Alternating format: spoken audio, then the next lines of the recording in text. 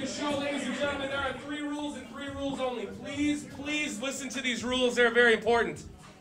Rule number 1, out of respect for everybody in the showroom, please keep your table talk to a minimum. This is very important. What this means is do not be a jerk in my showroom. What that means, please do not talk overly loud at your table. Do not talk loudly to the table next to you. We are all here to have a good time, but you are not the only person here. Rule number 2, cell phones, those need to go off right now. Turn them off totally. That does not just mean phone calls, ladies. It also means text messaging. Please do not send text during the show.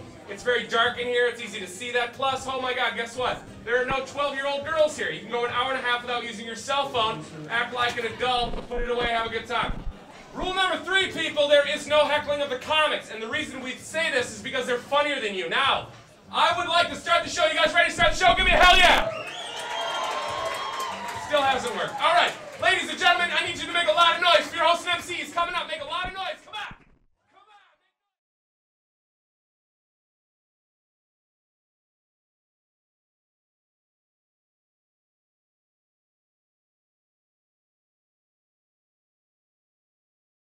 I always felt like I had something important to say. I realized maybe like late into college, I was like, "Holy, I need to be a comedian. Like, I have some stuff I want to say.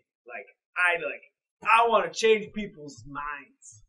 That wasn't it at all. I got fired from a job that really sucked. I was in jail, and I was thinking about like why I was here in jail, and I was thinking about like what I wanted to be. I graduated from college and realized that if I didn't start soon, I might not ever get a chance. I had my lung spontaneously collapse in October of the year before. And then a couple months later, I was sitting at a stop sign and a van plowed into my car at about 55 miles an hour. So I had 2 brushes with death. I'd spent 20 years on methamphetamine and heroin because I was bipolar and I felt like shit. And being strung out on meth and or heroin or whatever else I could get a hold of actually felt better than just me being me by myself. I've always listened to stand-up since I was a kid. I guess it started with like Bill Cosby. When I was about 16-ish, I saw the movie Comedian with Jerry Seinfeld. I mean, like I said, it's something I've always wanted to do since I was 10. When I was little, my dad worked at a bar, and I'd try to stay for him to get home, and I'd watch A&E's Evening at the Improv was on every night. In first grade, I used to watch Muppet Babies. And Fozzie Bear, I wanted to be Fozzie Bear. And I wanted to be Fozzie Bear when I grew up, and I was like, I want to be a comedian. That's what I want to do with my life. I'm envious of people who got into comedy younger than me, simply because I'm pretty sure I knew I wanted to be a stand-up comedian since I was like 12, or maybe even younger. I can't even, but I really kind of didn't realize that you could do it. Well, I was always in related fields. I always liked drama. I always loved writing. And one day I thought, I ought to try stand-up because I was doing nothing. I was retired. I was playing cards and things like that. And I kind of started late. I didn't start doing comedy until I was 27. And like my whole life, I felt like I had these big, awesome ideas that I just needed to get out and like share with the rest of the world. But then I started doing comedy, and I realized that none of my ideas were really that big or important. So then I just started telling poop jokes, and that seems to work. And one of the things when I was locked up that I noticed as a defensive mechanism was humor. I'd humor people. I wouldn't, I wouldn't know how to deal with myself other than making people laugh. So they just, kind of leave me the fuck alone. And I'd always wanted to get on stage and tell jokes, but I'd always told myself, well, can do it next year. Can do it. The time's not right. Can do it later. I had an uncle who I was closer to than my dad, and he had the same kind of drug problems and depression problems I had. And he shot himself in the head on August 10th, 2008. And saw the open mic at the in the paper, and I think I planned to do it. I think I saw the ad in May, and I think I spent all of June and half of July getting drunk and working up the courage to come down. Up until that point, I don't know really how I thought of stand-up or comedy performing in general, but like, it's, you hear this over and over again. It's guys that are like, oh, I thought it was innate and something only cool people could do. I would just download full comedy albums and listen to them, and I was always too scared to do it myself. So I'd sit there and I'd watch that for hours on end, trying to stay up for my dad to get home. So I was kind of raised and babysat by comedians. And in first grade, I used to go to school and I'd bring out a joke book for show and tell every week. And every week I did a set at show and tell. And it was a joke book from a joke book. I didn't write it, but I always did time every week. I was like, this is what I want to do with my life. I had no idea. Had I known that you could just like, oh, it's actually really easy. Just go to open mic, tell some jokes, and just work through it. And you call yourself a stand-up comedian, And so I wrote a 20-minute piece. I thought you would come here and do a 20-minute bit. They said I could do, 3 or 4 minutes. I don't want to be one of those guys that says that I started doing comedy because a girl broke my heart, but I started doing comedy because a girl broke my heart. I'm alive now, and there's no guarantees in this life, so I may as well give it a go, because I might be dead tomorrow, and then I will have never even tried it. Well, after this, I called a doctor, and just found a doctor, and I told him, and I have insurance, and so they tried to blow me off, and I told them, who's got to get hurt in order for you guys to see I need help? Just tell me who you want me to hurt, and I'll do it. I thought if I don't try it, I'm going to regret it. So I did it. And then I called my parents right afterwards. I called my dad, and he's like, you've been talking about this your whole life. You finally did it, so that's a good thing. I was 29 years old when I first did it. And I found this open mic, and I told all my friends I'm going to go do it. And everybody's so excited. And that way, they're all expecting me to go, so I have a reason I have to go and show up. And I got all my stuff together. I had my set. And they always say you bomb your first time. And that first time I nailed it. So I saw it. I just said, fuck it, let's do it. And then I went in, and the rest is history. And then, finally, like July 22nd. And then one time I just tried it and thought, fuck it. And so I did it. And it was the worst experience of my life. So that's why I continue to keep doing it. That was a big changing point in my life right then. And I needed something, like I decided I wanted to live. My light went on. And so at 35 years old or whatever, I had never had a direction in my life. My dad bought me a sitcom, online sitcom writing class, and I took it. It was awesome. I love sitcoms. And basically, long story short, they found out that where you get those comedy writing jobs is you go and do your material at open mic. So I needed to find an open mic. And when I was looking for an open mic, Joe Bittner had started the open mic here at this corner 2 days before I was looking for it. And I felt it was my path. And I came and I checked it out, and then I did it once, and I was absolutely hooked.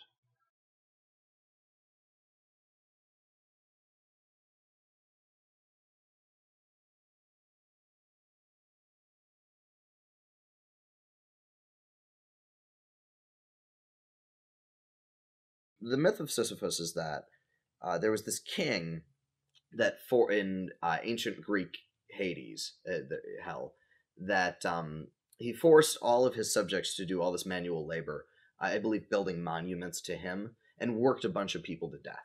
So when he was condemned to hell, his punishment was to roll a boulder up a hill, and then he would get to the top, and the boulder would roll back down, and he would have to walk back down the hill and roll the boulder back up the hill.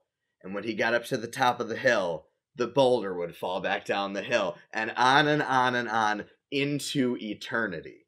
Camus posits the argument that in order to not drive yourself completely bonkers in that situation, you have to lend some sense of meaning or purpose or make some kind of game out of pushing the rock. You have to find some way to get pleasure out of pushing that rock up the hill, knowing that it's just going to tumble right back down immediately afterwards. Like, why would I? Why would I? If I went to a bar one night and no one laughed at me for 5 minutes straight, and there was just silence as I talked about things that I thought were hilarious. And there's a whole room full of people that utterly disagrees with me.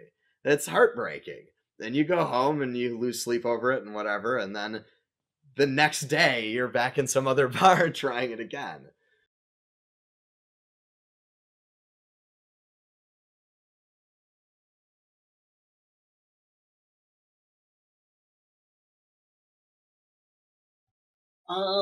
Well, it's really fun, and I'm pretty good at it. I love it. Honestly, there's no better way to cope with the real world than to get up and be the center of attention for as little as 5 to 10 minutes. It's really therapeutic, more or less. Well, I don't have any other usable skills, really, or in much of a formal education other than high school. It's the feeling that you get when you make an entire room of people laugh. Like, that feeling is like fantastic. I don't know. It's always just, I just love making my friends laugh. So doing it on stage and making strangers laugh is fun too. Yeah, it's just fun. It's fun to do, fun to say. Get up there and run your mouth. Have people pay attention to you. It's weird because I know my last answer for this was when I was unmedicated and very full of hate. So the old reason it used to just getting that rush from being on stage or writing jokes or just talking comedy with other comics, and then you just kind of feel closer to the world and everyone around you, and just like the people that I'd see on the street and just be like, you motherfucker, well, all of a sudden like, hey, it's nice to see you. There was just this change in my personality. I mean, to understand a chair, you've got to know what a chair is. And so to understand how to be a nice person, you've got to understand what a nice person isn't. To be honest with you, No, I please mean, be I'd like to. I completely wish I could say it's like for some higher purpose, like show people the humor in life or to like open people's eyes about things. But it's because I like the attention, and I also like to be funny. Now I take a pill that makes me normal or closer to. So now it's just like this added bonus. But if you don't recognize yourself that you have these qualities, then they can end up controlling you. For me, even when I do horribly, which is a lot at the time, like, I feels great. Like, even after that, I walk off stage and I'm like, I killed it, even if I didn't. And I know I didn't, but, like, I always feel like I did. Especially coming off stage, just like, oh, that was so great. That even if it doesn't go well, it's like, I still did it. I did the thing. So people who don't recognize that everyone likes sex and that pooping is funny, they end up leading extremely bizarre, repressed lives where, I mean, a lot of them end up as Republican senators, and we know what happens then. Because you're heard, like you get to be heard. Like, it's unfortunate. Like, I don't want to say anything negative about people in general, but you know, people have their own problems and their own issues, and they're not always into listening to you. And like me in my life, I got maybe 3 people that'll listen to me, and through stand up, I get crowds of people to listen to me, and it's really that's my favorite part about it. One way I got people to listen to stories growing up is just you make them funny. So there's like a reason people want to listen to your story. And so that those two things have kind of just become entwined through my entire life of like being a good, funny storyteller. At first, I wanted to be the person who was believed. Yeah. And there was a girl that I really liked that liked comedy too. It happens to us all. Fuck her. I don't know. I feel the need to express myself in a variety of ways, and it's 3 to 5 minutes a week that I feel more alive than any other time of the week. Why am I a comic?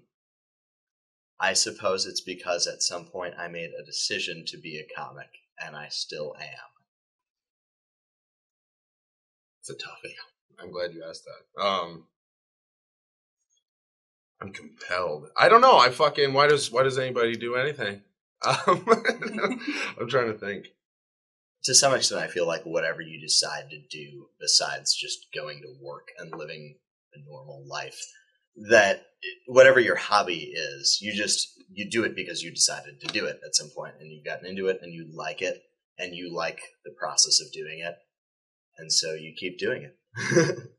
I like it. I think it's fun. It's, I think for the most part, after I've failed at this point, and I'm not, you start to get really sober after trying to get work for a while, and you start to realize the little bit of work you're going to get is going to not be any good, and it's going to be in casinos in front of fucking old people, and they're going to just kind of stare.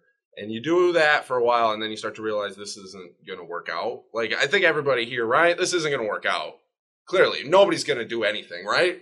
Am I right? Okay, so we're not going to do anything. So I think for the most part, it's just to hang out with my friends and make them chuckle. I mean, honestly, at some point, you just have to kind of give up and be like, fuck it, I still like doing it. You know? Because I can't do anything else. Take that for what that is. I like many creative people, they just got this creative bug. It's never going to die in me, I don't think. You know, I just want to create, I want to do. And I've channeled it in different ways. Now I'm channeling it into funny. Everything I do or think or say channels into funny. Whereas maybe prior to that, I'd been something more into drama or something like this. But now I'm channeling it all in this area. It's fun. It's in its own reward. It has nothing to do with like trying to make people laugh. It just has feeling that laughter back at you. That's what nobody's doing it because they enjoy making people laugh. We're all little middle children craving attention. Fucking assholes.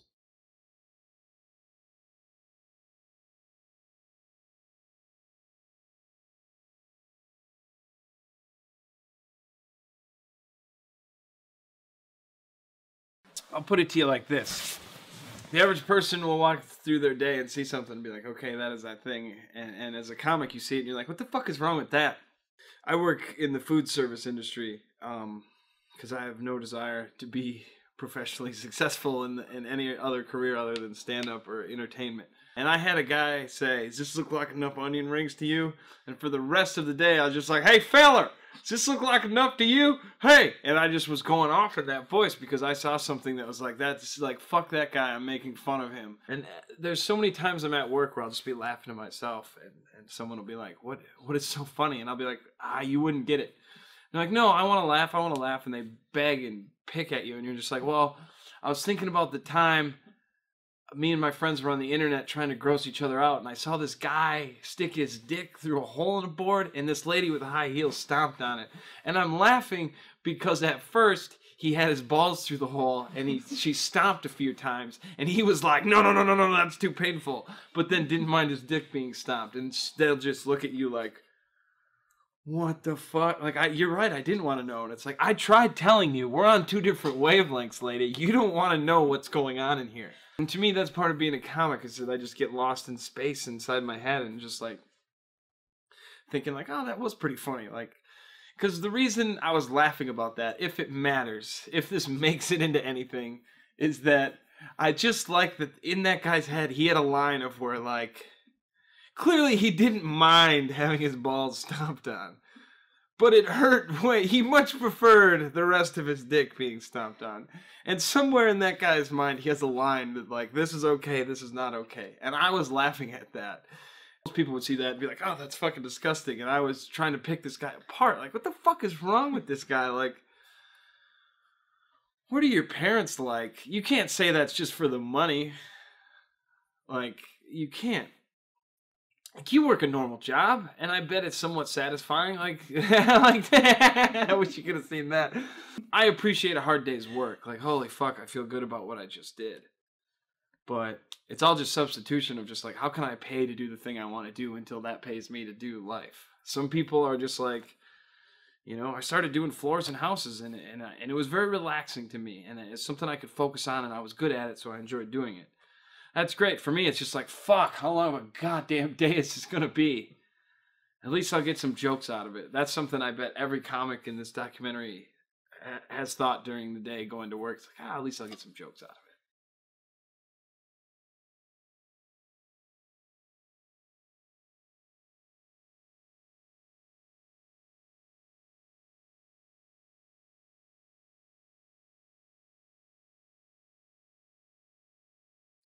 Everything changes. Everything.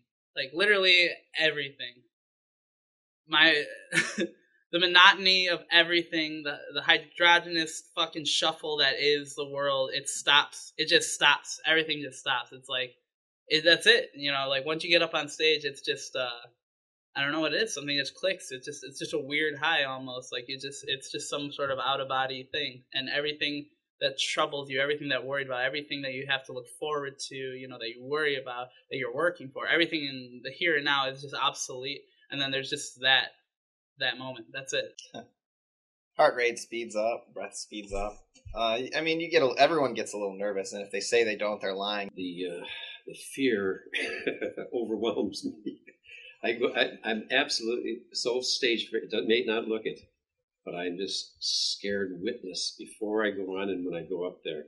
And I try everything I do to look casual and calm. It's pretty surreal going up like your first time because you don't realize the lights are so fucking bright. You get up there and you can't see past the first 2 rows. The only thing I can tell is it's to me it becomes sort of a sensory overload. Once you get the microphone in your hand and you say something and you get the immediate response, the world starts to sort of melt away. Kind of like skydiving. Like when you're skydiving, you don't remember all of it. You just remember clips of it because the brain cannot, process what's going on. Basically, the entire world ceases to be, and you cease to be. You just become a hand with a microphone in it and a mouth. I just feel like a higher energy on stage too. Like I don't feel tired. I don't feel like I have to pee. You're not worrying about your shoes. You're not worrying about the rent. You're not worrying about anything. It's just you relating to them. But yeah, I think for me it's just it's a sensory overload. It's just a sort of you're losing yourself in the moment. You have these people judging you harshly. So yeah, that's fun.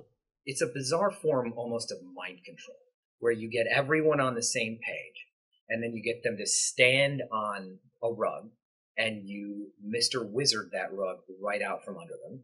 And then, mysteriously, you get them to stand on yet another rug.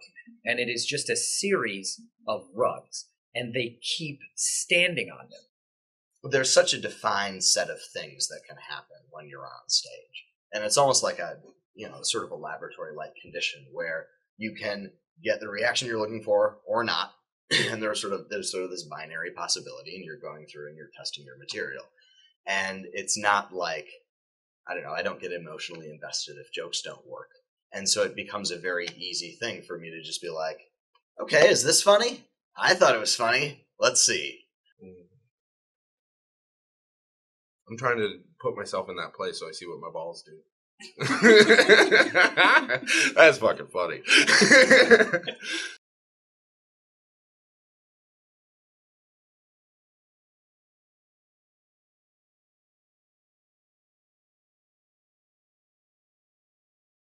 In TV, they have them, they give them the rules, even the same comedian. If you watch him live or you watch him on TV, it's a completely different comedian. And also, the comedians who they are on TV a lot, they becoming like a vegetable to the TV. They cannot really be creative. They just somebody else write the material, they go there, and that's what they do. They're not relaxing. They're not, because they're used to the TV. They're used to be very careful what they do. And they went up there. They're fun. They're okay people, but nothing like Kevin Butler goes up on the stage and start relaxing and open his mouth and start talking, and everybody fall off the chair. Makes big difference, live comedy with TV comedy.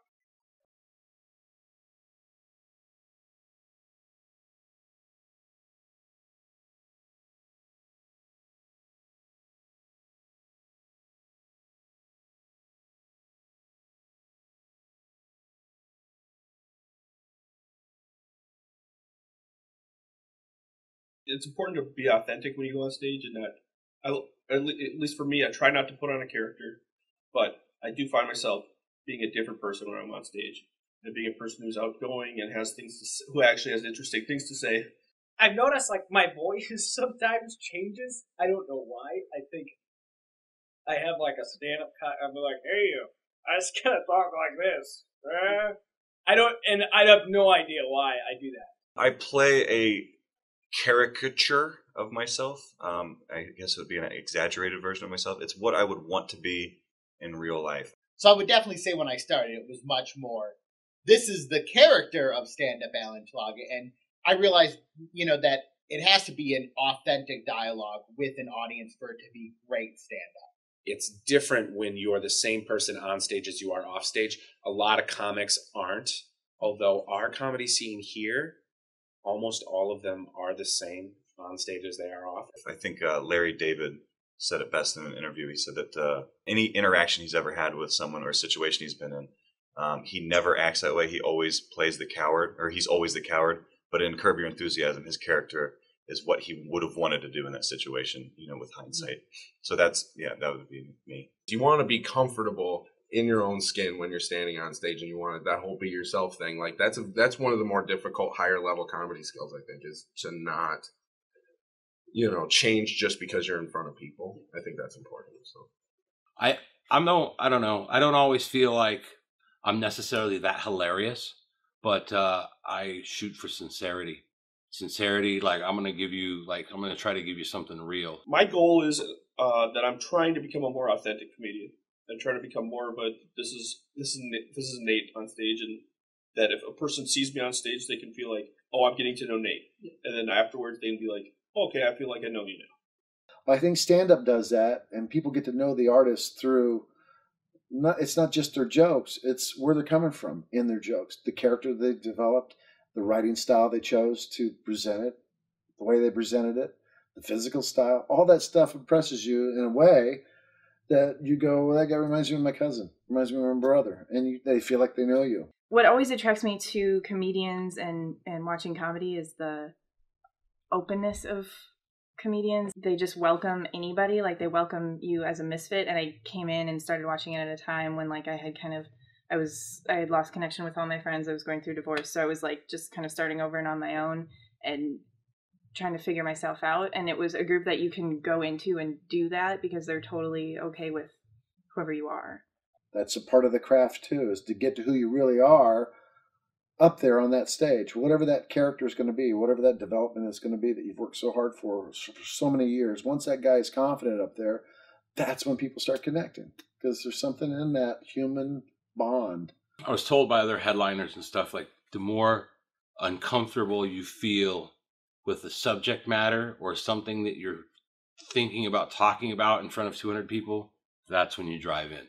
The more uncomfortable, more you're just like, that's when you dig in. And I've talked to some comedians too, like, Johnny Walsh, who was having trouble finding himself and finding a place in the scene.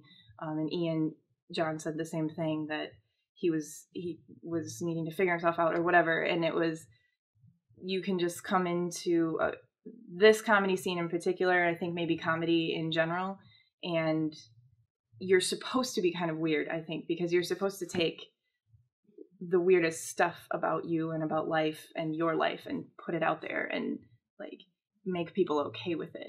If only being able to say what you have to say like 6 minutes at a time, you have to shed away all that other BS.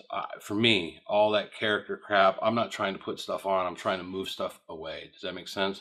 I'm trying to take crap out of my personality and move it away so that when I get up there and I talk to everybody, I can give them the most honest, truest form of whatever I am. I can't walk through life being 100% who I am on stage. I would be in prison or in trouble. The character comes from experience. And what I mean by character is it's like the best of you because it's in front of everybody.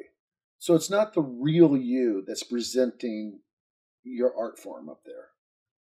It's the best of you. But on stage, I can be that person. And it's not, a lot of people say you're on stage character.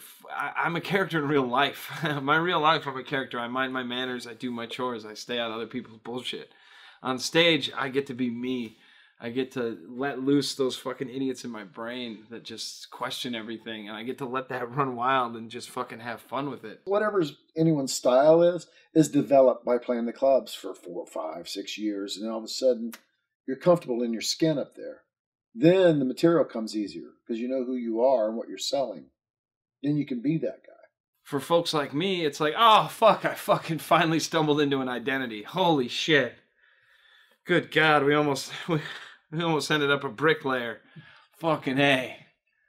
We almost consumed ourselves with that, you know, which is a fine profession. But I couldn't see just being like, well, going to the office today, and then I'm going to go home and watch some DVDs and eat macaroni and cheese. And then after 30 years of that, I can finally die. Like, that's... I mean, some people live a very happy life that way, but I don't have that in me.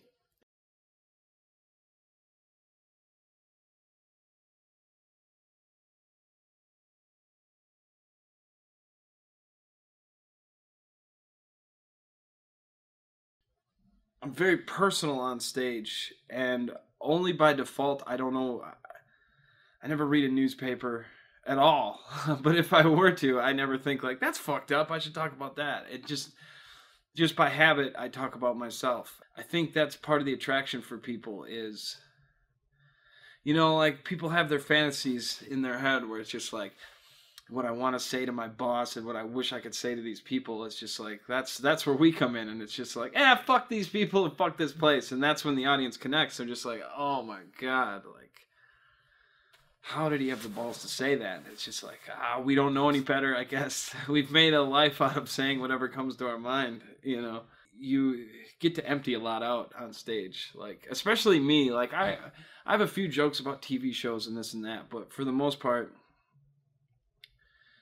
it's just my life. I don't know. It's the one thing you can separate from any other comic is if you talk about your life.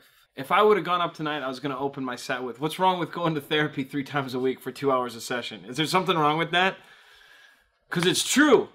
It's something I absolutely do. And it's funny because I'm seeming insecure about it. You know what I mean? Like, I tweeted earlier today that sitting alone in the waiting room for therapy doesn't help me deal with my abandonment issues. Like, to me, that's funny.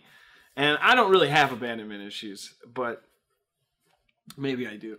I think, do I take therapy serious? Yeah, of course I do. Do I have a lot of fun with it? Do I sit and just think like, just like we were talking earlier, when you break things down to the core, it's kind of ridiculous to just be like, I yell at a nice lady for an hour a day, and for some reason the rest of my day goes a little bit smoother. That's funny, and it's true. When you get down to who you really are, there's no one can doubt you anymore. Like, fuck, he just laid everything on the line. You know what I mean? Like, I've got exaggerations and jokes of a situation, of course, but for the most part, it's a true story. It's a thing. It's what happened. But I talk about relapse. I talk about sobriety. I talk about what I hate about sobriety. And I get, every once in a while, I get people come up to me and be like, hey, I'm on house arrest right now. I've been sober for 3 months. Or like, I just got out of detox or something. Like, you're fucking right. Like, and it's just like, those are my people, you know? Because you're sharing things that are real. And all you're doing is twisting it so it's funny. But the real is there. They get it. They know what it's like to be cheated on and have a bad marriage and have to put your cat down and your dog down and these things that happen in life. And then you turn that into a joke. And the truth of it is all in there. It's just the twist that makes it funny. But the truth is in there. And that's what they connect with.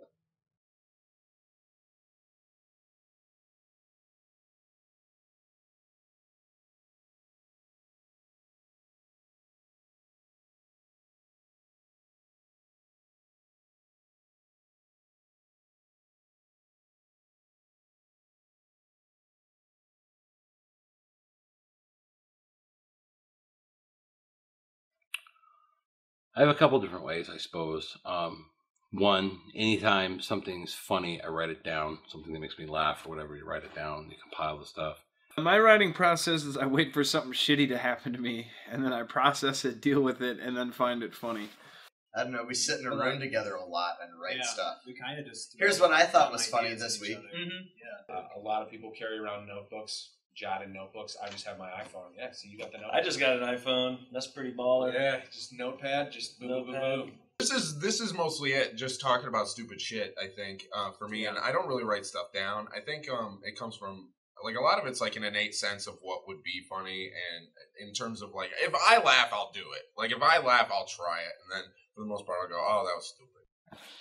But me personally, don't even write jokes. I come up with funny ways to explain what's going on with my day. You know what I mean? Or what happened back when. I like to tell stories. I'm a storytelling type. So I consider myself a wordsmith. But on some level, you have to have an innate sense, not of what would be funny, but of what will make something you're saying funnier. Right, so I'll say, okay, in this sentence, we need the funniest gas station chain, or whatever. And we come up with a list of gas station Phillips chains, and 66? we decide whatever. I think it's the one with the dinosaur, isn't that Sinclair? I think that's the funniest one. So another way is finding similarities, where I have a joke about, I understand hoarders to a certain degree, because it's a mental obsession. I understand that. But I've never had two dudes snow shovel out my living room, and when people say, where are your cats? I don't say they're buried under here somewhere. And the punchline of that joke is, I thought of an easy solution, move in 2 crackheads, and within 2 weeks, all that shit will be pawned. The cards I was dealt, I got drug addiction and mental illness. I could have just as easily had shit go wrong and just start collecting shit. You know what I mean? So I saw that fine line and was like, okay, I relate to that. Most of comedy writing in general is negative, as in, here's a bunch of stuff, let's get rid of the stuff that doesn't work. When I'm writing something I want to say, I try to say as much as I can with as little words as possible. It's like eating shit, and where you gotta pick through and find the little bits of corn and wash them off. Comedy is a lot like how you survive in a Chinese prison. For whatever that's worth. I think if you do it right, there's a turn, there's an element of surprise, of everyone's looking over here and then you go over here. Usually a joke is simply you saying a bunch of words that builds a sort of a tension in the audience, and then you say something else or do something else that surprises them in a way that the tension is resolved. I think it's all nonverbal. 90% of how you say it, 10% of what you said. I think there's some reality in there. For me anyways, there's reality, there's truth. In any kind of art, if you want, you can create rules, but the art is all about knowing how to break those rules. I think it's all the unexpected, but it really has a lot to do with the delivery. And so there's also a lot of jokes where the humor will be not in the surprise, but in the dawning realization as the joke is going along, or the anticipation, or the inevitability of what's going to happen. And it's funny. If it's a joke, it better be funny, I guess, is the most I can say. Joe tells everyone, like he told me, don't repeat a joke in a month when you're on the stage. So that I just took that to mean, well, like, I just got to write a new 5 every week, or I'm not going to get up every week. And so that just makes it a training camp. That means Sunday, you're just throwing shit up against a wall. Then Monday, it gets more refined. Tuesday, it gets more refined. And by Wednesday, you go live. And you get a new 5 every week. We started doing a writing session beforehand where you get, like, whatever comics want to show up a couple hours early, sitting there, and if you have an idea for a joke, maybe you don't have a punchline, you go up and you say the joke, and then people will help you with the punchline, spit up things that are funny, and then whatever works for your personality, you can write down. I doubled my material in 2 weeks by doing that, with all these jokes that I had half written and I didn't know where to go with it, and then you go to these writing sessions and it helps so much. Like, that is how you should write. Like, it's unbelievable. That's why everyone here, like, every comic in town has been doing like a year, 2 years. Like, like, I think like Rick Yost has done it in like 3 years. But everyone in town's like great, and they've only been doing it 2 years, is because it's all just a training camp, because you can't repeat jokes. You're not working on a tight 5 so you can get on television. You're working on building an act so you can start doing the road. They'll pay $195 for someone to tell them how to do comedy, but they won't get together with other comics and like write jokes. Which is how you have to do it. Who better to give you good punchlines for your jokes than other comics who know what's funny? And I'm not saying which one is better. I'm just saying, like, I think that people get better faster because of that, because of don't repeat jokes, because you have to be funny. If you want to get on that stage, you want to get to entertain these wonderful people, you got to be funny and you got to bring new stuff. It's unbelievable. You gain confidence by improving your writing.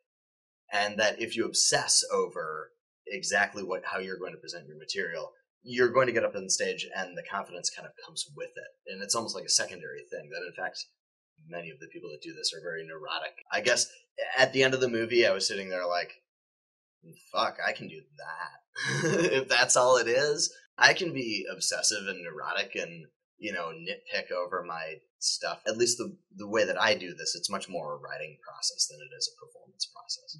It's weird to quote, but South Park said it best: either everything's funny or nothing's funny. And I think that is to me so true. Everything has to be funny.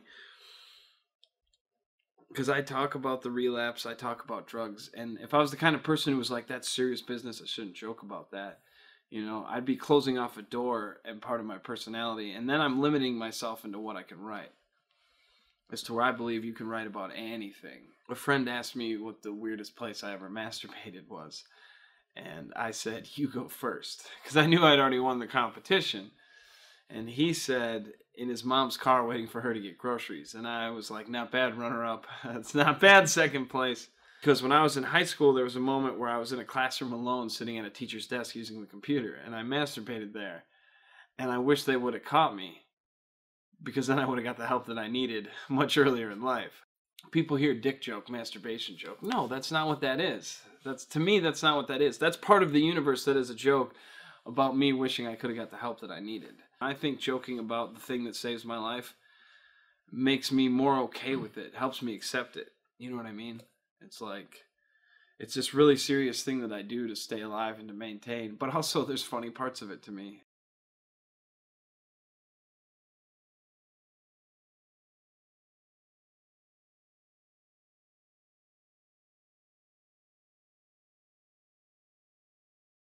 I've been to Milwaukee twice for shows, and I got another one booked there. But the only reason I do it is because I beat down doors. I was talking to Joe about it, and he kind of was like, oh yeah, blah, blah, blah, and gave me a little joke. Well, I went on stage right afterwards and killed, and then got off stage and said something to him again. And then I got Thursday night. After you do good, go get them while after you did good. And a lot of guys, get mad because they don't get shows. They're not asking. I'm in the MC stage right now. I'm not a feature, I'm not a headliner. I take pride in being an MC. So I do everything I can to be the best MC as possible. I do everything I can to be the funniest comic I can be, but also the best at the MC. I don't want to get the announcements wrong. I want to keep the crowd going, and keep the show moving. I don't want to get anyone's name wrong. Keep that kind of stuff. And if you do that, clubs will book you. Every time I've done a Thursday here, I've been the MC. Every time. A lot of people don't like doing that. I do, because they see you on stage when you do that. That's another thing. You go up there introducing comics. You're interacting with the crowd, doing the announcements. You get that stuff right. You're personable. You keep the energy up between comics. You show how you can be professional and be funny. Then you get more shows that way. And I didn't want to leave the party early. We blew out the candles, and then Daddy left. I left before the presents got open. That sucks. But I have to. You can't half-ass something. And that's what sucks, is you have to be selfish. And you have to hope that your family realizes that what you're doing is worth it in the long run. And you have to make sure it's worth it in the long run. You can't be missing birthday parties, and you can't be switching weekends with your baby mama. Is when you have the kid, if you're half-assing it out there on stage, I can't afford to not succeed. I can't afford but not to, every time I go out there, to put on the best show that I've ever put on. If I fail, I've got a little kid that knows I failed. And also, if I do good, it's just something to be proud of her dad about. I'm a landscaper. So, I'm not going to compete with the doctors and lawyers on fucking career day. What do you do? Kill weeds. That shit ain't interesting. I don't fucking give a shit about that. So, but, if I go out there on career day, and what do? I'm a comedian, and I'm fucking goddamn good at it. I won't, use the same words. They're little kids, But still, that adds a little bit more, credit to what you're doing.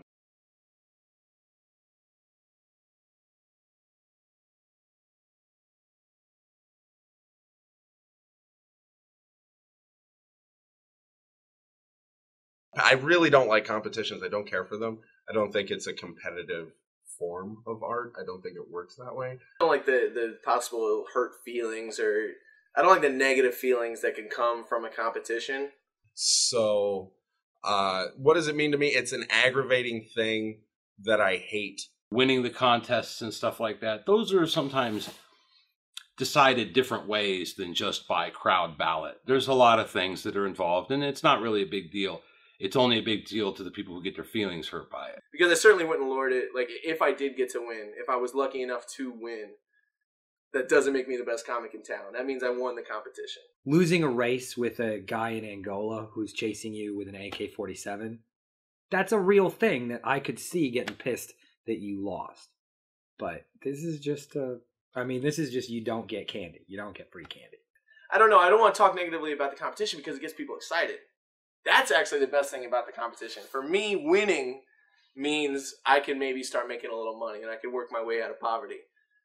But the competition is just fantastic because people care. I think the competition overall is a good thing. Just personally, it does bad things to me. It makes me.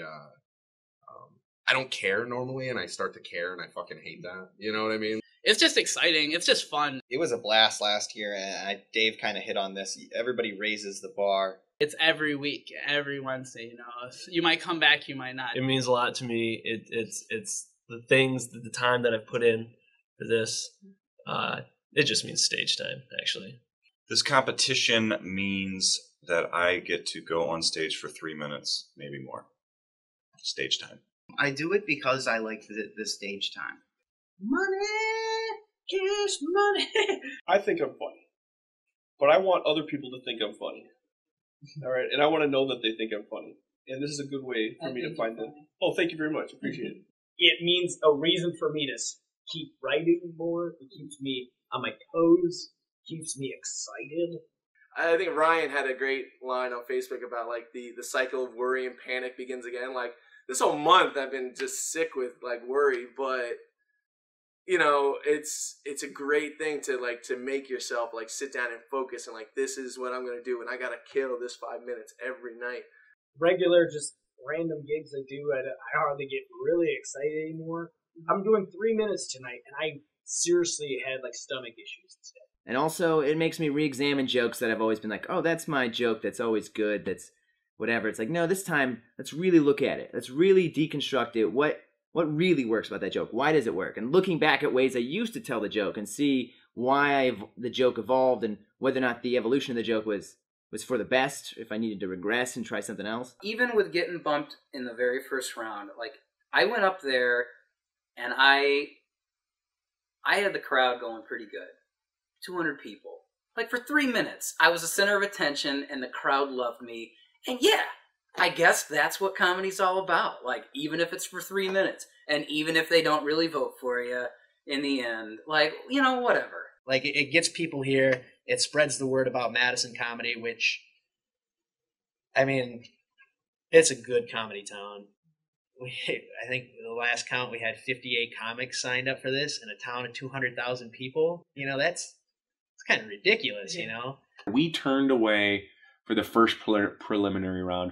We had to have turned away 50 to 75 people because we didn't have room for it. Because it's like the big event that we can rally around.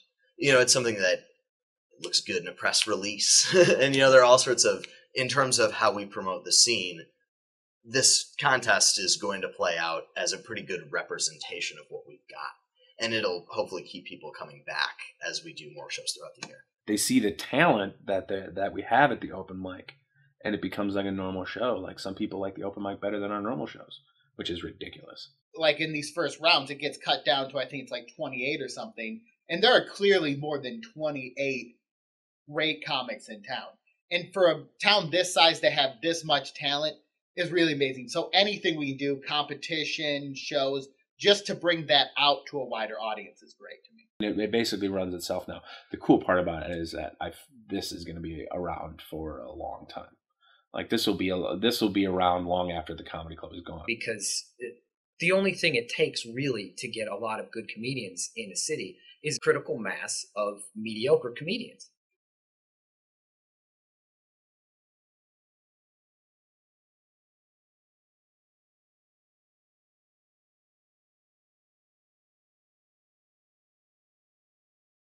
Usually I find it's been nothing but a help, really, because it just shows that, you know, I have these communication skills. The absolute worst thing is when somebody says, tell me one of your jokes. Well, I mean, it's basically the general, like, oh, you're a funny guy, huh? Tell me a joke. Tell me a joke, funny guy. What's a clever observation on an everyday thing that everyone experiences? Like, that kind of whole thing, you know? Something genuinely funny happens in the moment, and stand-up comedy is sort of recreating that moment. So when somebody on the spot says, tell a joke, if it's just a one-on-one running through my jokes, no one's going to like that anyway. The second thing is, I know I have a joke, but it's not going to come off in this context. I'm sitting here with you in my cubicle. I'm going to be like, and then automatically my hand does this when I start doing it. You know, I try to explain that it's not an easy thing, so I'll ask them what they do, and they might say, I'm a carpenter, and then I'll say, build me a fucking house. You know, you can't do it right there on the spot. I've had the thing where people are like, well, I'll be hanging out with my coworkers, and I'll say something that's not very funny because, like, I'm a regular person who doesn't say funny things, right? And they'll be like, why do you even do that? You know, I'm funnier than you. You know, they've never seen my act, but they're just like, I'm funnier than you. Why? So I guess, yeah, that happens. But at the same time, I always try to explain to them that most funny people out there are pretty sober. They're pretty down to earth, and they don't laugh a lot, especially when people ask them to make them laugh. I mean, it's one of those things. At first, I didn't really tell anybody. I was kind of almost embarrassed. I guess that's the right word. Embarrassed to do it because it's something so outside of my norm of what I would do or what people knew that I did. I don't know. I think for the most part, people are pretty excited to just be like, oh, because I think a lot of people come at it with that whole, oh, I can never do that, you guys. Like they come at that whole thing. It's such a silly thing to be doing for a living, and yet there's a weird kind of awe about it. Like, oh man, I could never do that. Yes, you can. It's really not that hard. I think it's a mildly impressive thing. I think I'm impressed with everybody who gets up there, regardless of how good or whatever. It's, you know, that's a ballsy thing to do. The most genuine thing is like, oh, dude, that's so cool. Yeah, like I really like comedy. I admire that. It's cool you're doing that. That's what the reaction I like. That's really humbling. You're like, yeah, thank you. That's cool. Or then you get people like, so that's what is that? Is that like Larry the Cable Guy? Like, no, I don't know. But it's weird, I mean, because like different people want to be part of jokes, different people don't. You know, everyone that there's a comedian has a friend that says, oh, remember that one time that we did this and then the cow's butthole was this big? You could use that on stage. It's just interesting to see what other people's idea of comedy is. And so many people, I guess, since I've loved comedy my whole life, I know what stand-up is, I know what improv is, I know what sketch is, all this other stuff. People are like, so do you like do your own jokes? Or do you like rehearse, say like other people's jokes or something? Like, so I go up there and like go like do George Carlin or Bill Cosby or something. That's what some people actually like think stand-up comedy. Like people just, there's only 4 stand-up comedians in the world, like George Carlin, Bill Cosby, Jerry Seinfeld, and Jeff Dunham. And like nobody else has ever said jokes ever before. And that if you're a stand-up comedian, then you rehearse like different jokes of either just one or a couple different ones.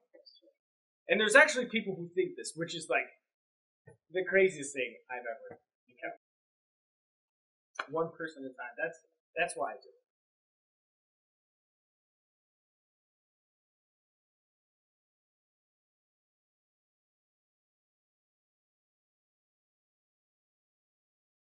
I know I always felt like I didn't fit in. I don't know if people necessarily intentionally didn't let me into their groups, but it might have been something I created in my head. But at the same time, I think it's what makes me funny. It is kind of remarkable that we've all found each other. Yeah, there isn't really any sort of like adequate like metaphor that immediately comes to mind that perfectly fits what this is. There's something about these people that they do kind of think like me. And that's just kind of what's weird about like the comedians. You have one guy that comes up like Charlie Willick, who looks like he might have a body in his basement, and then you have someone like Dave Fisher, who looks like he might have a different body in his basement. We're all essentially just dorks, you know, that don't really fit in anywhere else. Like, there's not a whole lot of similarities between us comedically, I feel like we all kind of do our own thing. And then I think here, like, even though we are all pretty different, we all have this common bond of being kind of dysfunctional degenerates. So, do you have an addiction to something and can't make a relationship work? Come on up here on stage and tell some jokes for a while. So it's Island of Misfit Toys. I guess we all get along. We're all from somewhere different. We all got a slightly different kind of take. But people get so into it. It always reminds me of like the bowling league in The Big Lebowski, where that's their life. It's the only hobby they have. It's all their friends are their bowling friends. And so they make such a huge... the Madison comedy scene always strikes me a little bit like that, which I think is kind of adorable. Like, that's a good way to put it. Like, it is like a bowling league. It's just a mix of fucking bunch of weirdos. Just fucking want to stroke their goddamn egos. But a bowling league, it's just a bunch of misfits anyway, so I think it's one and the same, and I think you're absolutely right. Just a bunch of people that don't fit in. The Island of Misfit Toys, that... I don't want to make toys. I want to be a comedian.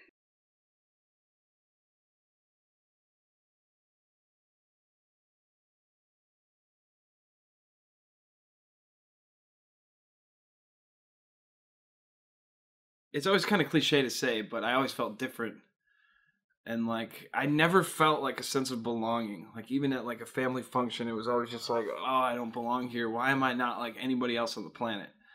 And then I started getting high, and I just suddenly felt more comfortable. Just like, all right, okay, I belong here. It went from recreation to maintenance, and just like, I need this to survive.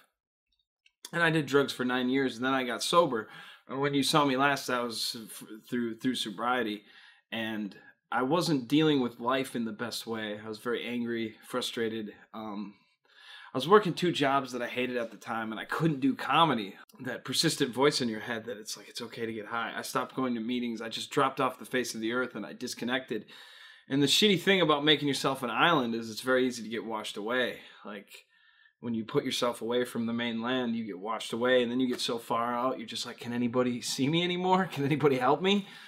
And so I relapsed, and there was a lot of pain. My therapist always asks, she's very fascinated by the whole sobriety thing. It's not necessarily that she's new to it, but she's new to the approach she's learning, I guess.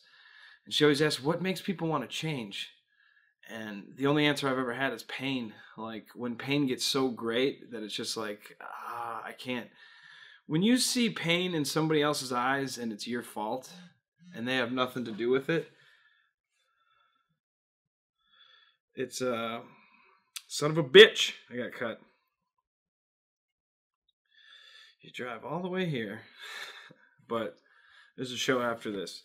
When you see pain in people's eyes from a situation they had absolutely nothing to do with, and especially your parents, when it's like they did the best they could raising you, and you're still doing this to them, and you see that pain, and you know that it's a fraction of what they're actually feeling. It's like you could never really know how much pain you're putting on other people. But I didn't want to do it just the way I did last time, where it's like I just need to get off drugs. Because something happened where I got off drugs, and I felt good for a while, but there was still something wrong, and I never addressed it. I just thought I just need to stay, just don't use, and that all that went away. So it was like, what else is there wrong with me? So I went and did all those neat tests and stuff, and they said I have a mood disorder, which is a new term for bipolar, which is manic depressive, which I like the core of. Manic depressive, it makes perfect sense. Up, down. You know what I mean? You don't need to sugarcoat it to me. It wasn't a new diagnosis. It's something I was told as a kid. I've burned through therapists in my life, and it was the first time I did something about it. Usually I wouldn't accept it, but I was just like, okay, clearly something's wrong, because you removed what was supposed to be the problem, and you still felt shitty inside. So there's got to be more. So I got put on brain meds, antipsychotics, and that took care of a majority of what's going on in here. It took care of enough of it so it's like, whew, I can breathe now. I can deal with the rest. You know what I mean? Like, my brain used to race so fucking quick that's why I would make snap judgments on people and just kind of be a dick or be self-seeking looking for attention. And then all of a sudden I took the pill, and I specifically asked for a pill that I could eat that goes into my brain and just goes, hey, shut the fuck up. He's trying to live out here, and you guys won't be quiet. And once I got that pill that quiets everything down, it's like, okay, you know, I'm not just going to lean on this pill. Because the first time I got sober, I was afraid to go back to comedy. I was like, I don't know if I'll be funny. And this time I was like, you're going to be funnier. You're going to be better. Like, I had this self-confidence. Like, there's not as much fucking noise in here to deal with. But it's like, I can actually sit down and write now for a long period of time. It's easy to say I couldn't see living through that pain anymore. But I've said that. So now I know not to underestimate it. Like, I'm not looking at it anymore as I'm just a drug addict, and I'm not looking at it as I'm just bipolar. It's like, you got two things to deal with. We got one of them under control for the most part. Can you do the rest?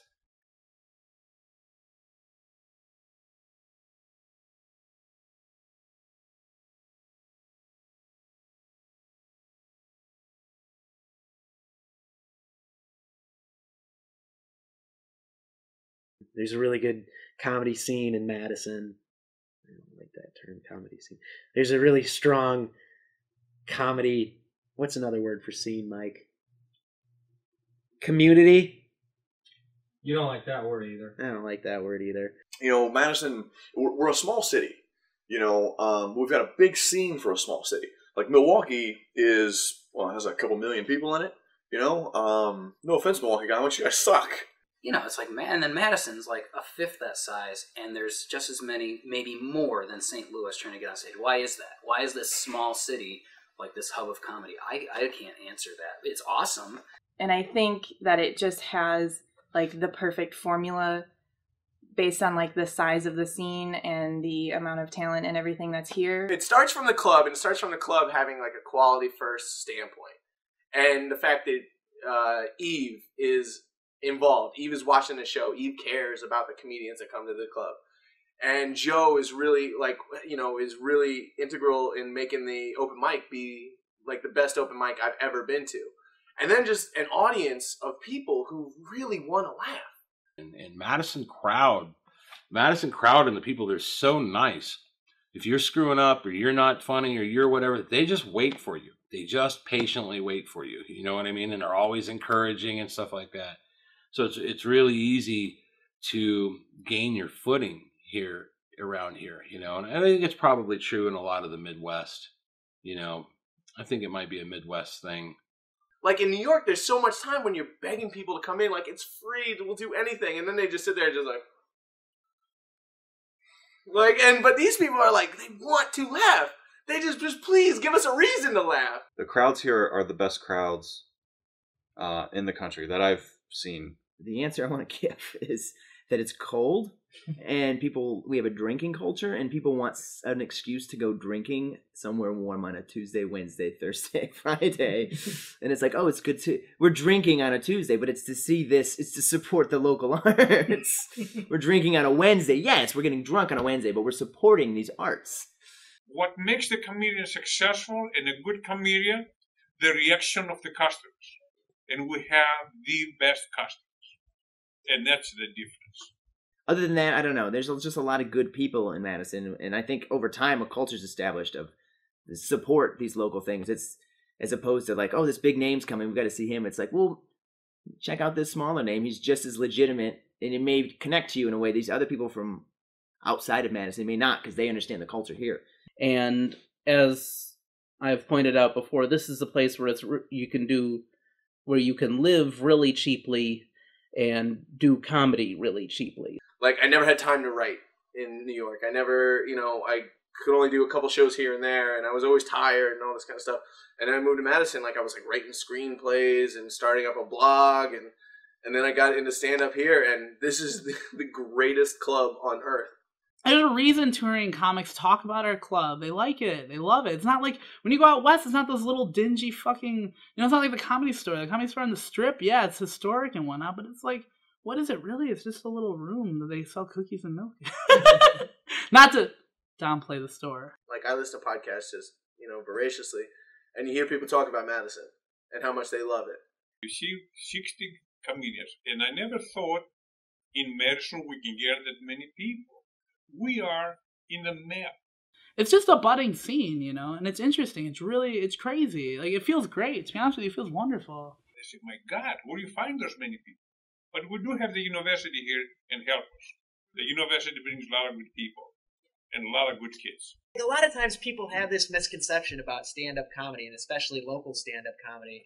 Like, it seems like every story that I ever read that somebody has written about an open mic, like, the expectation that they had going in is like, well, I went to this local open mic comedy night thinking that it was going to suck ass, but, you know, it actually wasn't too bad. When you've got a Mike Schmidt, and you've got an Adam Waldron, and a Nick Hart, and a Joe, you know, so like in Joe Bittner, and people who take comedy seriously, in a club like this that takes comedy seriously, your level of competition steps up. Then I remember the second week I was here, Joe started talking about, like, he called a meeting with all the comics, and Joe's really intense.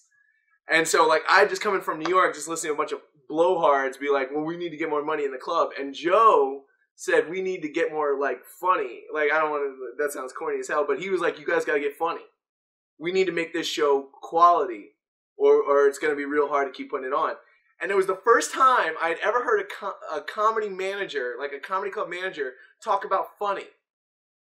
I never, like, it sounds crazy, but they never talk about funny. And it was like, here's a guy who gives a shit if it's funny. Because I was like, I can't bring anybody. That's not an option. So, and then when I heard, like, oh, you have to be funny, I was like, oh my God, this is the greatest place on earth. And then everyone here gets along. Like, there's no rivalries. There's no, like, this faction and that faction, and they don't like them. It's everyone gets along, and everyone's like helping you. You know, we help each other write jokes. We all go to each other's shows. Like, it's the best environment for comedy. It's unbelievable.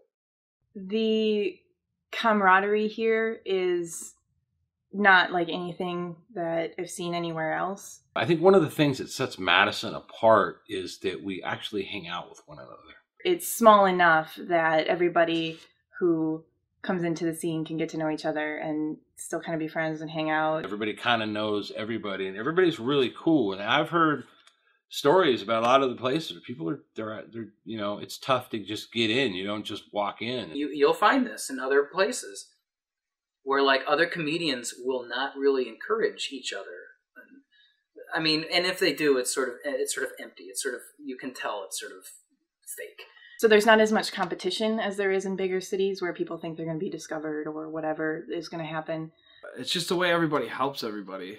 I've never seen that anywhere else. They don't get really cutthroat. Like, everybody kind of remains friends because there's no benefit to being competitive with each other. And I love it. I love working with other people's ideas. I don't know why. I guess just because it's comedy. It's you know, like, if I loved digging holes, like, if I just got off on digging big ass holes and I saw someone else digging a hole, I'd be like, fucking yeah, let me get a shovel and help you. It reminds me of what I've heard in a lot of interviews about the 1980s and what Houston, Texas was like. Everyone left Los Angeles in the late 80s when all the clubs started closing down, and they went to Houston because they had this really great scene that must have been 5 or 6 years behind the times, because they were still kind of having a comedy boom, from what I understand. And so a lot of people left New York and LA and went to Houston because Bill Hicks was getting big out of there. Sam Kinison spent some time there. And it was this self-sustained comedy scene that had a lot of stage time. And if you're a good comic, you could get up almost every night of the week. And they had a great central club. I think Madison has something similar to that. One thing that's started happening within the past few years is people started doing other alternate open mics. So there's, at any given night, there's almost every night there's an open mic somewhere. The open mics that aren't the comedy club have grown. I mean, now we've got a mic on Sunday at Rigby. We've got a mic on Monday at the Argus. We've got a mic on Tuesday at Amy's. Then you get the mic on Monday or on Wednesday here. And occasionally there's one at Project Lodge. So that's nice. And I think that if the local comics really put their heads together and started producing shows and not just open mics, that I think in addition to or instead of the comedy club, they could have a really nice fan base of people who come out to independently run shows in addition to the comedy club. One thing that's really exciting is that I feel like comics are taking ownership of their own comedy now more than they have before. And then on top of that, one thing that's really cool is something that Alan Talaga started doing with the Dan Pataki show, and it started taking off, is doing showcase spots for other comics, so that it would be like a real gig. Like the Isthmus of Comedy started doing those shows. Andy Schoenhoven started doing the Great Dane shows, although those are now not happening anymore. Eric Dirch does the Brink Lounge shows. And so there's all sorts of people like putting together all these great shows. Oh, Labamba Waters is doing stuff at the Inferno, and those shows are going great. You know, we all owe a tremendous debt to the Comedy Club on State. But when they're the only game in town, we depend on them a lot. And when comedians do their own shows, it's really refreshing and really cool. It's a thing that they could work together, or not, or they don't have to. But I think that with the club and independent comedy, that this scene could be huge in the next few years. That where everyone would want to leave the big cities and come and really get good, and then go back out. So I think this has always been a place where people leave. Like really creative people start here in Madison because there's such a creative atmosphere that embraces people trying these things. And I'm so proud to say we have so many good comedians. Madison coming up with a very nice comedians. Before you know that, you're going to have a really stars. These guys, they all go places. It was cool to see Stefan go out and just start doing it. I mean, the whole goal was to pay the rent doing comedy. Like I don't have any other goals other than that. Just pay the rent doing comedy. But he's gone out there and he's done well. I mean, it seems like he's doing great. Honestly, he's kind of bouncing around, traveling, doing a lot of like feature work, etc. He's putting in the fucking work, which is admirable as shit. I think there's going to be people who are out. We're going to be exporting comics all the time, but we're always getting new and fresh ones all the time too. And it might be good to get that turnover. Yeah, I think if that continues, there's going to be a few that really stand out and are able to start getting regular gigs, like being able to go and travel. And we're gradually like getting people who can hang, like people who can contend, and it's exciting. You always want to like see new people like get in the scene and shit, and it's really cool. I think we can chalk that up to us getting out from under the cruel influence of Stephen Davis, who was doing a lot of heroin and just threatening us. Dave just just went from LA to Norway, and it just makes me smile when I just think of him over in Norway talking about what an American dirtbag he is. With his Bowie knife, his grandfather's Bowie knife, actually. It sucks. It's a bummer, but it's cool to see other comics go. I mean, it's giving me the bug. Like, I doubt I'll be around much longer. Is it Bowie knife? Anyway, it's a scary knife that he has. Maybe now, having seen some people go, like Nate Craig and Stephen Davis, more people now are saying, hey, it's possible. It's not just a little town where nothing happens. Mm-hmm. People can start here. People are starting to gain confidence in the fact that you can start here and go elsewhere.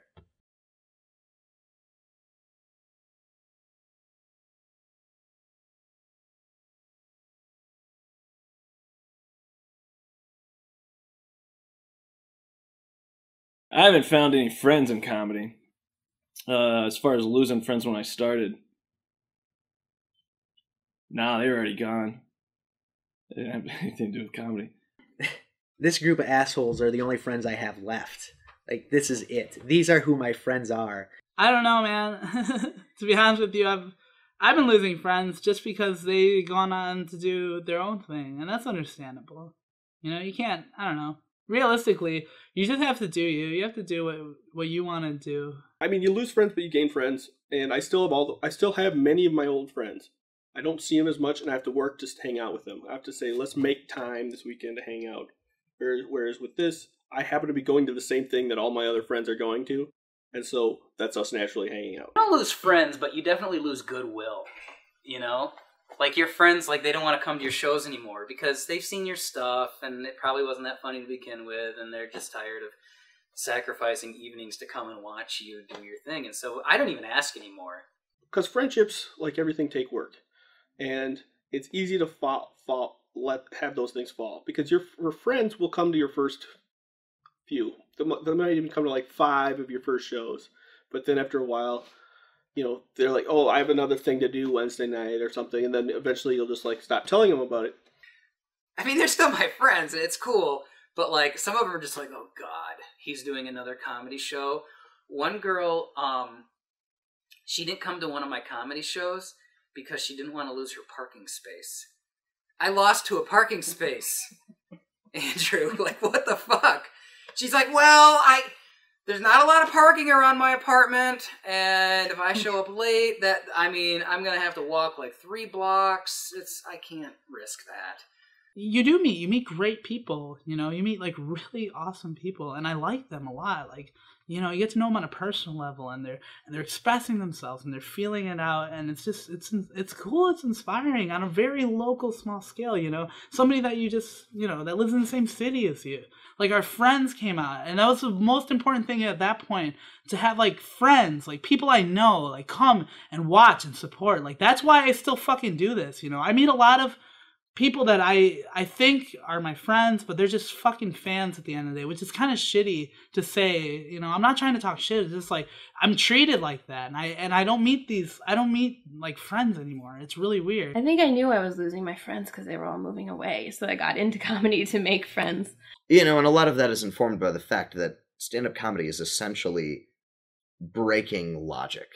You're taking these logical constructions, things that people take for granted, and you're figuring out the conditions under which they cease to work, whatever that construct might be. When you're around other people that are also have that crazy-ass obsession, you tend to get along, because you tend to, like, for example, be more critical. You tend to be less offended by, like, dirty words and certain taboo topics. Those are two things right off the bat that, really define a lot of who your friends are, is, your thresholds for those sorts of things. They're my friends. They're the ones that are there for me on my birthday. They're the ones that are there when something bad happens. They're the ones that I want to go hang out with when something good's happening for them, or be there for them. And I guess if you want to put comedy as a big bubble, I 100% agree with you. You lose some friends, but you gain so many more. I mean, I guess it'd be that way with any interest. But why would you want to hang out with your friends that aren't funny? That's the thing that we hear about from other people in other areas, is how we all are friends, actually. And it's not real competitive and catty. And that's really important, because then we all get better. I never want to have to take sides against someone here. Because once you go down that path, like I've been down that path, that's a negative. Once you start saying negative things about people, there's no coming back. It goes back to the Island of Misfits toys thing, though, because we all go together because of our misfit status. Like, do you think I would hang out with a guy like Mike Schmidt in real life? Like, if I hadn't just been thrust into basement comedy clubs with him for like 4 years of my life? Like, I used to play in a dart league. That's what I did on Wednesday nights. I played in a dart league. I had dart friends. Those guys are still playing darts. Like, they still do that every Wednesday night. But like that, I couldn't even imagine that anymore. I used to be a pretty good dart player, too. It's the same way I look at sobriety. They call it the last house on the street. When I first got sober and met other sober people, I felt a sense of belonging. And when I started doing comedy and talked to other comics, I felt that same sense of belonging. So I think you're right. It is just a bunch of people that never fit in anywhere else. And I find a lot of love in it, too. Like, we're supposed to do a roast tonight. And I know it's goofing around, but I don't want to be mean to my friends. I don't want to be mean to the only people that accept me. So, I don't know. But there's a lot of love here. They are family. Those guys becoming family. And they protect each other, and they help each other, they advise each other. You did a good here, you did a bad there, and that's how they grow. It's a family. These kids becoming family.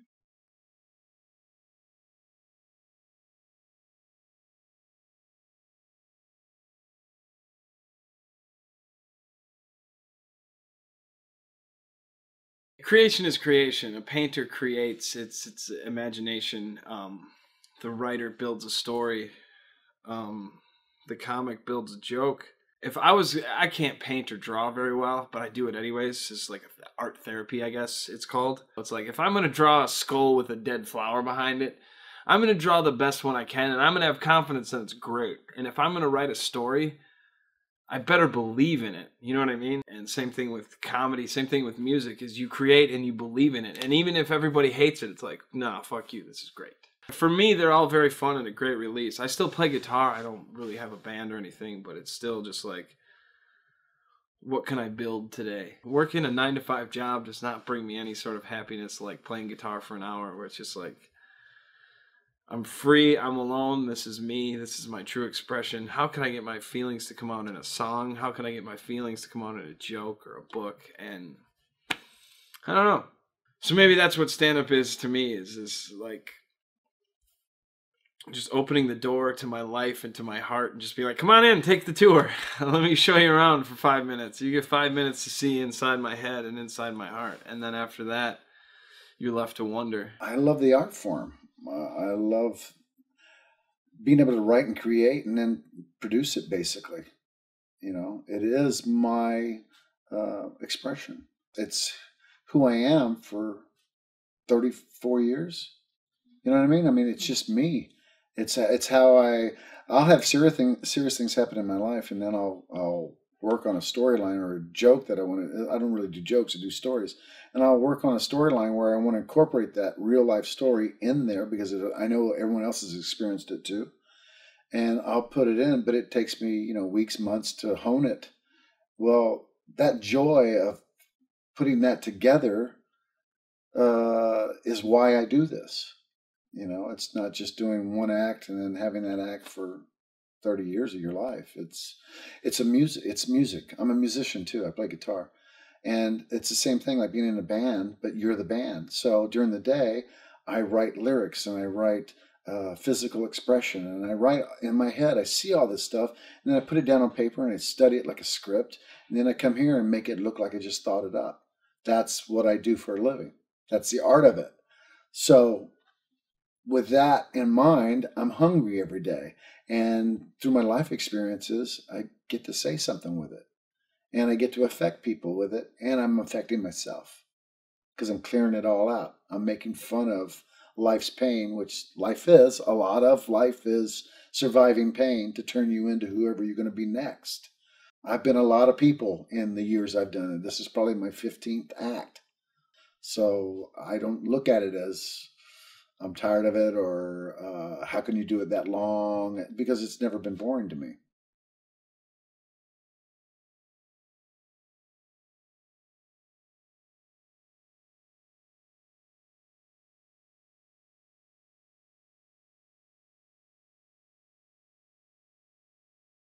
Is it an industry? I was always under the impression that industries made money. Yeah, we would love to be in the industry of how there's no one in this building who would not gladly trade all their artistic integrity to be telling dumb jokes for a living. I mean, a sellout's only, it's only a sellout till he cashes that first check, then he's a rich motherfucker.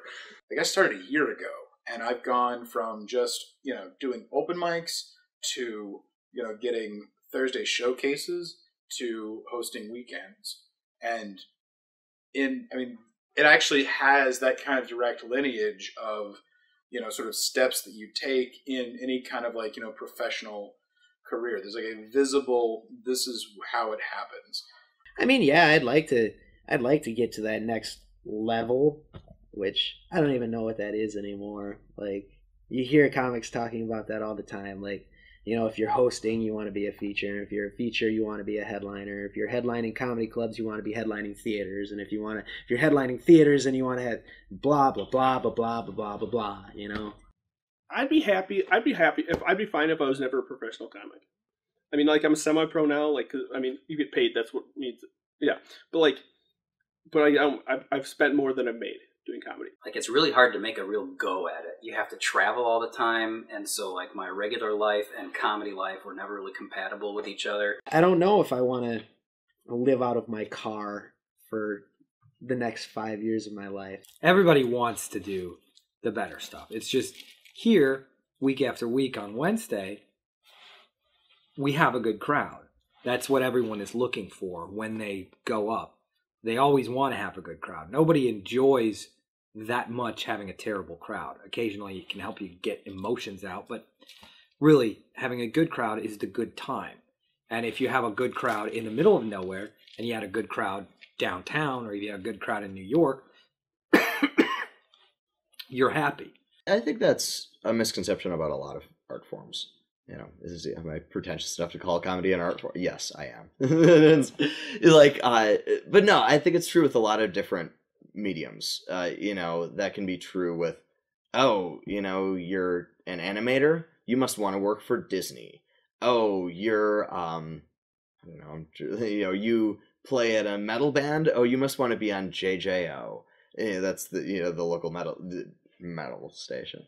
It's like Nickelback and stuff. Like, people assume that that's your ultimate goal because that's the most popular thing that's out there in that medium. And they don't realize that there's this whole middle level and underground, of people that are in many cases making a comfortable living doing it. It's a little scarier than having a regular job because you don't know when the money's going to really come in. I mean, you get something booked, that money's going to come in, but it's hard because, if you think about like, I had a job as a bartender, and if, I would make like $100 to $300 a night. So that's normal. That would be normal for a night of comedy as well.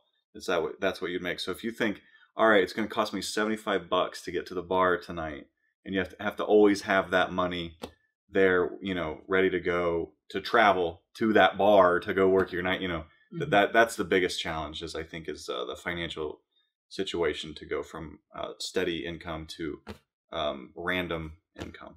It's one thing to work at a Walgreens and do comedy on the weekends. It would be quite another thing to be able to do comedy well enough that can just be the thing you do. I thought everyone who came to the comedy club and was hired to work there were in some form or another famous and or at least had a decent amount of money, made more money than my parents, or at least made some good money. And you come to find out that like most of these guys are broke. And years ago, like, they weren't getting Dave Attell through here. They weren't, all these people that they're getting now. You would get these road dog comics that they made a teacher salary, and they went around and they did the same damn act like year in, year out. And they did this circuit, and they came around to the club once or twice a year, and it was, and they were fun, and they loved their job. And there's a lot of guys out there like that, that are kind of the old guard of the comedy world from the 80s. And sometimes those guys are the funniest. To me, that was always the goal, is just to do it and have it be the only thing you do.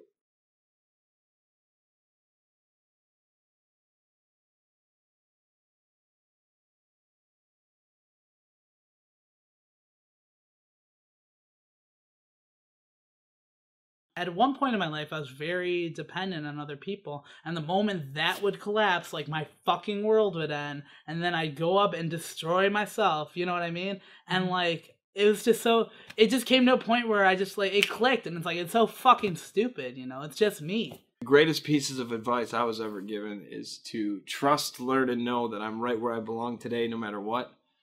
It sounds like super like AA meeting kind of thing, like, like, yo, going to jail, it's gonna be, actually, it feels like the worst part, the worst thing that could ever happen to you, but it's gonna be the best thing ever. You know what I mean? Like, so fucking corny. It keeps you out of the why me,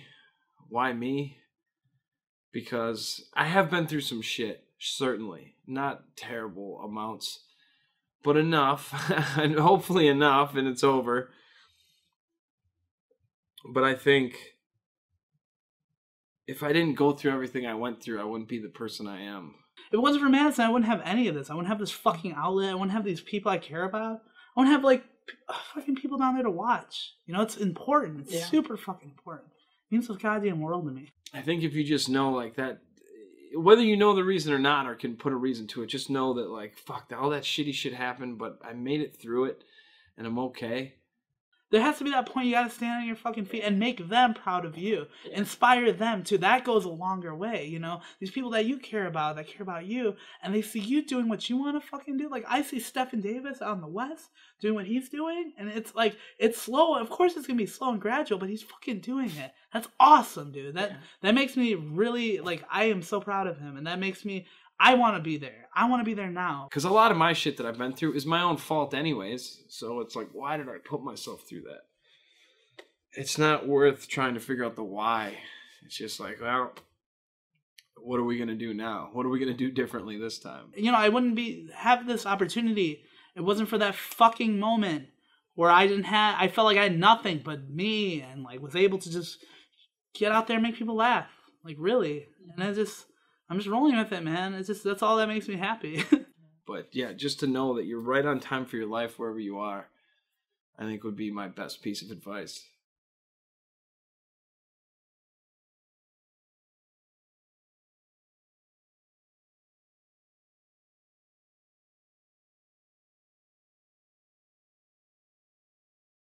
I always look at the next step. Like, what's scary? Like, what freaks me out? At first, it was anything. It was doing a scene by myself. It was doing whatever. And eventually, I'd always just decide, well, I'm scared of it, so I might as well try to do it as much as I can, because then you won't be scared of it anymore, and you'll improve as a person, and you'll have another skill set. So I kept doing that with improv. Eventually, I had a one-man show I did for a little bit, and that was really scary. And stand-up had always been a scary thing, because unlike improv, if you mess up in stand-up, it's like, you wrote that. You are not good. You know what I mean? Improv, it's, improvise it. Give me a break. There's no slack with stand-up. So it was scary. And so I decided that was the next step, to do the thing that was scariest, and that was to do prepared comedy. Oh, you're a comedian? I've always wanted to do that. I say, just do it then. And now more and more people are just doing it. Like, the only way you know is if you fucking do it, you know? It was such a huge relief. Like, the second that I did it, I got off stage, and my first thought was, why did I put this off? I was just talking to a friend of mine who came with me the first time I came. It was 2.5 years ago, and she's really funny. And, but she just won't. She wants to. She's like, ooh, but she just, I don't know, man.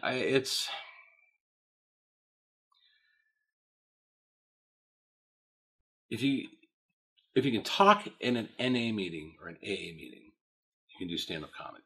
Because then all you have to do is get used to the microphone and the lights, the tools, you know what I mean, the area, the space within.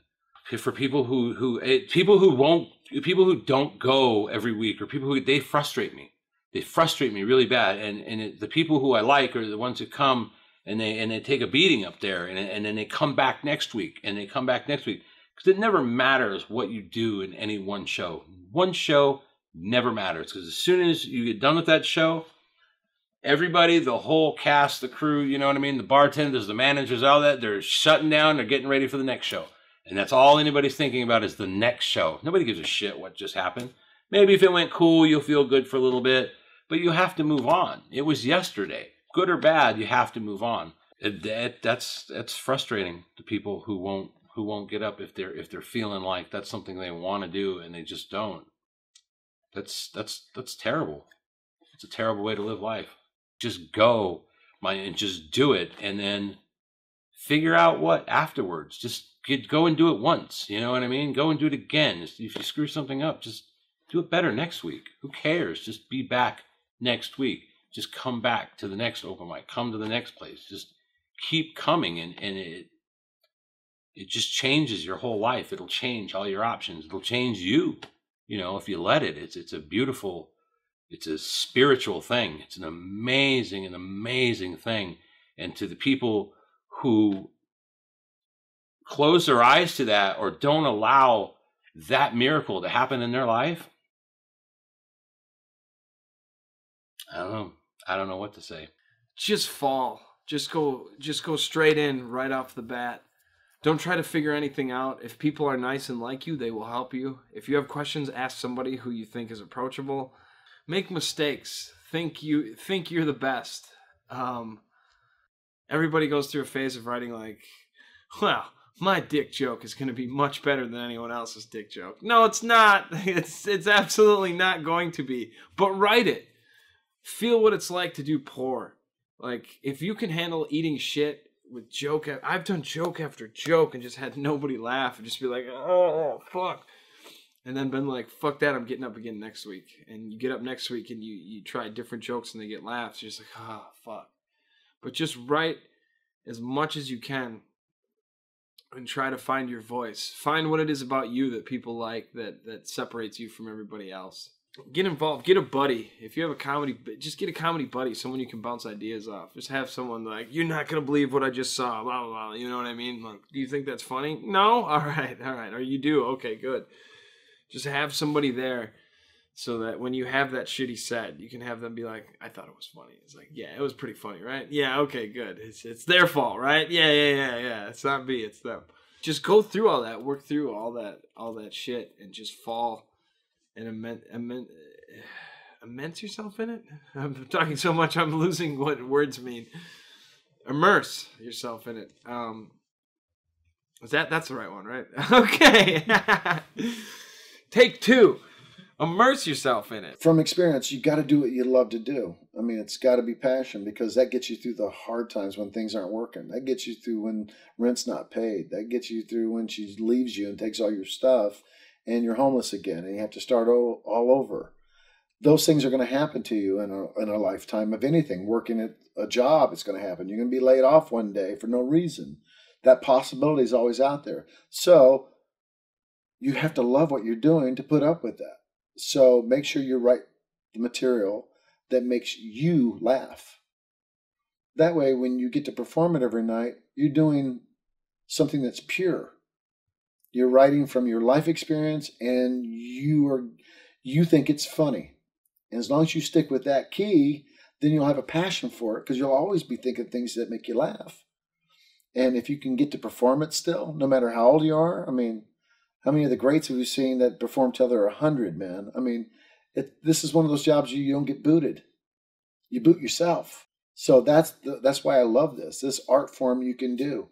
You're not like a pro athlete who gets injured and you're out. This is all up to your creativity. And it's got to come from passion. It's got to come from right from the bottom part of you, so that you can get through anything during the day to get to that stage at night. And put up with hell to get there. That's passion. And people pick that up too.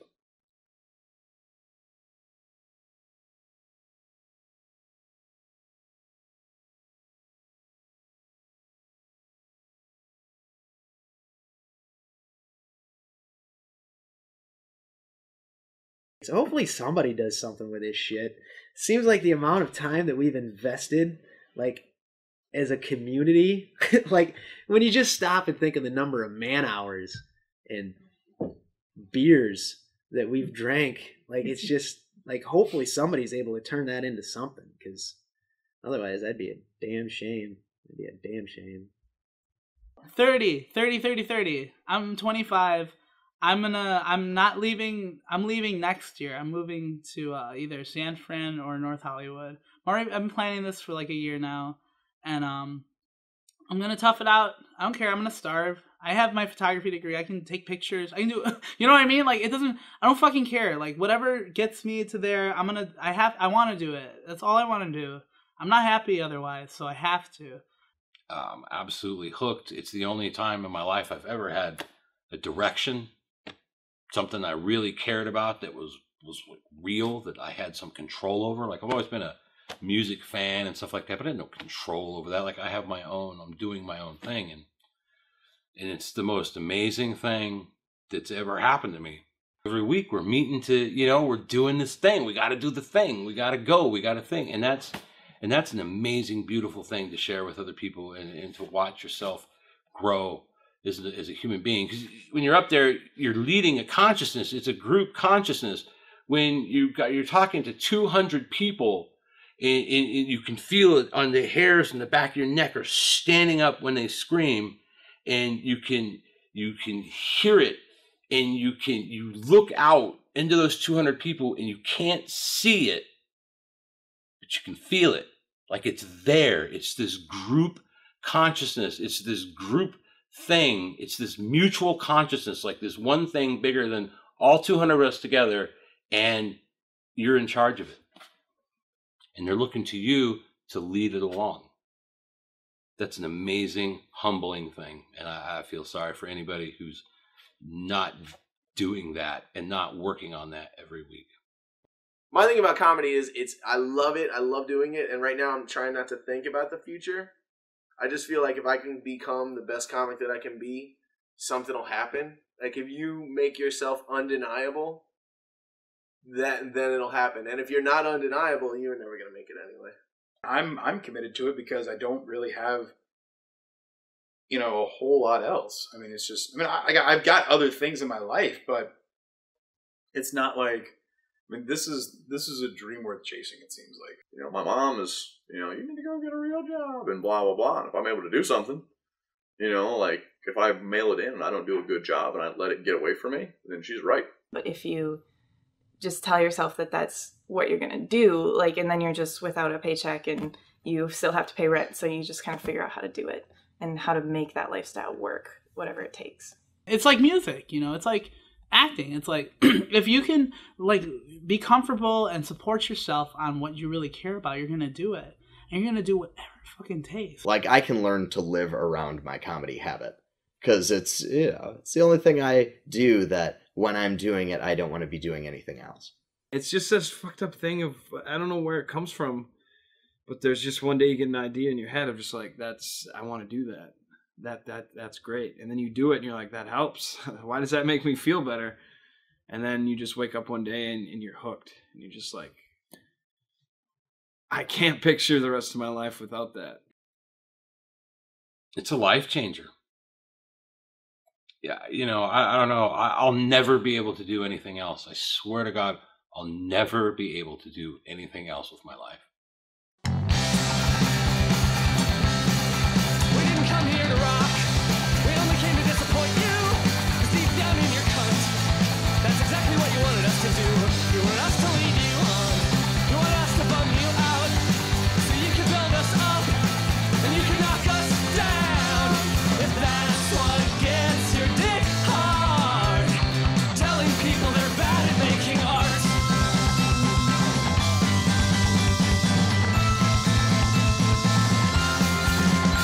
Feel cheated. I guess we gave you what you needed, so you're welcome. Don't worry about it. Just stay on the couch. Judge what other people do. Don't do anything for yourself. I'd hate to see it happen to you. If that's what gets your dick hard. Telling people they're bad at making art. Feeling just like you're the one in charge. On my most pathetic parts. I want to thank you guys for coming out to the Comedy Club, supporting live comedy. I understand it gets a little long at times, but it is also an open mic. So just remember the funny people that you saw and remember the crappy people that you saw. And we're just really glad that you guys still come out and support the comics. So keep on doing that. Tell your friends. It's going to start getting awesome. If you have any questions, please feel free to not ask anybody. Have a great time. Thanks for coming out. We always love you. Here's some music, but if you guys wouldn't mind going out to the bar and listening to the music so we can clean up your glasses that you didn't bring to the bar, that'd be awesome. Oh my God, just kidding, but not really. All right, good night. And remember, folks, inside every joke is a little revolution.